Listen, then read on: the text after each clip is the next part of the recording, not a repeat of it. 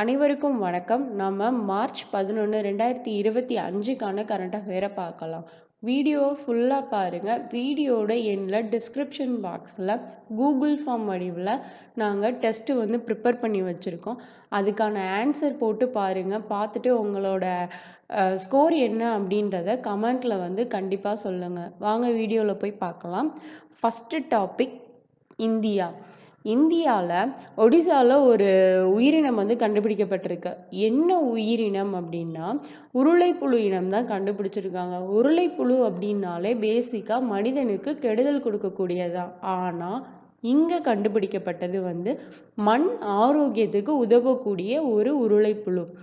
ஓகேவா? மண்ணில் வாழும் உருளைப்புழு இனம் கண்டறியப்பட்ட மாநிலம் எது அப்படின்னா ஒடிசாவில் தான் கண்டுபிடிச்சிருக்காங்க.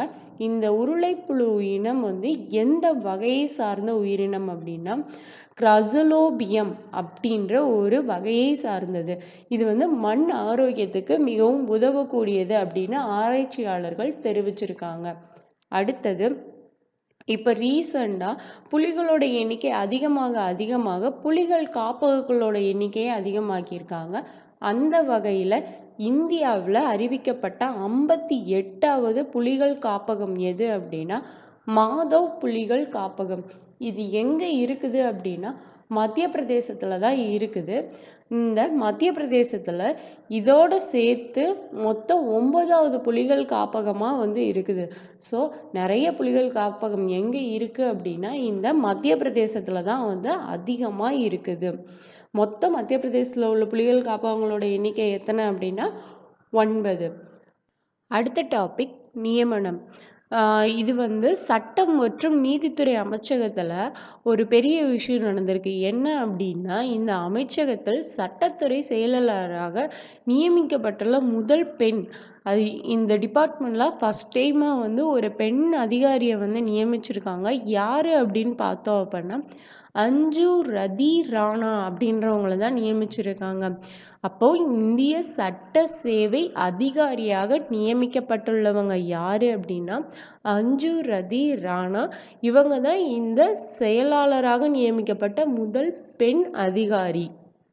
உலக ஜூனியர் செஸ் சாம்பியன்ஷிப்பில் பட்டம் வென்றவர் யார் அப்படின்னா பிரணவ் வெங்கடேஷ். இவங்க இந்தியாவை சேர்ந்தவங்க. இவங்க எந்த கேட்டகரியில் விளையாண்டாங்க அப்படின்னா அண்டர் 20 அப்படின்ற கேட்டகரி. அண்டர் 20னா 20 வயதிற்கு கீழே உள்ளவங்களில் உலக ஜூனியர் செஸ் சாம்பியன்ஷிப்பில் தான் இவங்க வின் பண்ணியிருக்காங்க.